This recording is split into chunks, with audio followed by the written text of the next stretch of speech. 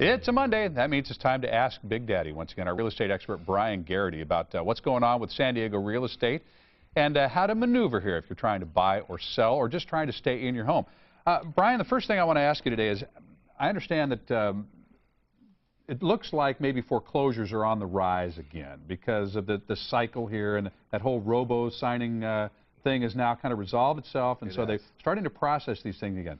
That apparently means that folks who promise to help you stay in your home and avoid foreclosure are making increased contact with people that you might come in contact with. That's true. It's been a while, but it seems like we had a reprieve from the people who were going out soliciting, saying, hey, pay me $5,000, I'll keep you in your house for 2 years or whatever.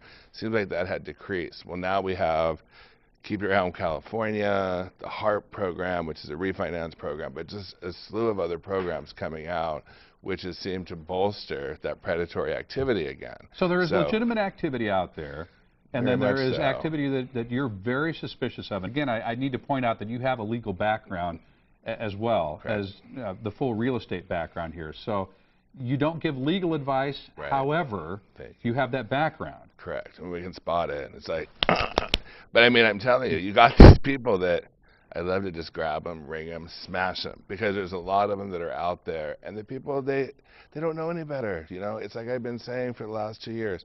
If you're attached to your house, we understand. We'll get you through the process. Do not get out your checkbook. Do not write a check to somebody. It is 150% against the law for anyone to take an advance fee. Now, there's some clever people who have gotten around it by saying, we're associated with an attorney, we're going to take a retainer, etc. Even that is not allowable. So do not write a check to anybody, folks. Don't do it. And this is the thing. This is one of the reasons why you come on this program and you invite people to come to you, is your whole idea is reduce the stress. Yes, take it down. Take it down as much as they can. You know what I mean? But yeah, absolutely. Because you've got everybody. I mean, people are attached to their houses. Of course. And it's a big deal. And, you know, this whole idea of the American dream, and it's been turned upside down here by this latest real estate market crash. Not the American nightmare, but it shouldn't be, but it is for a lot of people. That's the way it is. All right. Definitely. It's Monday, so that means Ask Big Daddy. So question number one, by Sal and Hillcrest. I have put in offers on 3 short sales and waited 3 to 4 months for each one. Each time it is approached closer to the approval, we are thrown out on multiple technicalities. Is this legal? Well, okay. It happens all the time.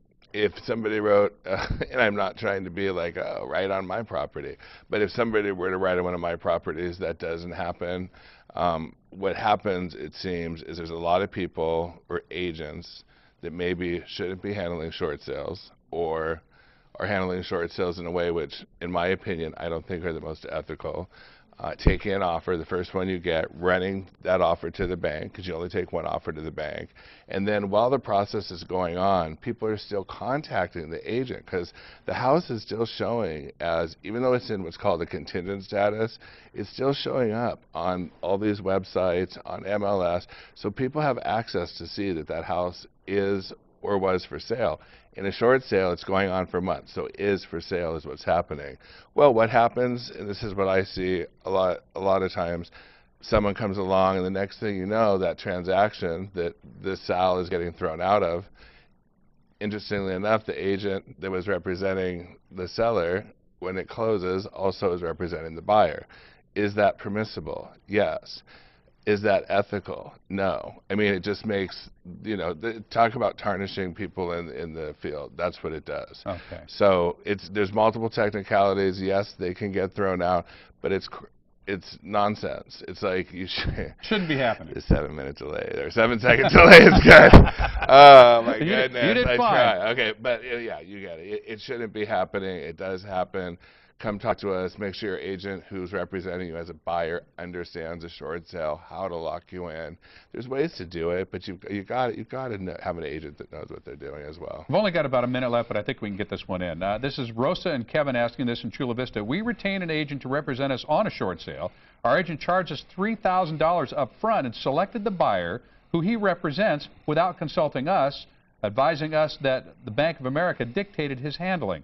Our short sale was approved but the monies that we paid up front were kept as his retainer for services. Is this proper handling? Isn't that good? That is a big no-no. You do not pay an agent in advance for short sale handling.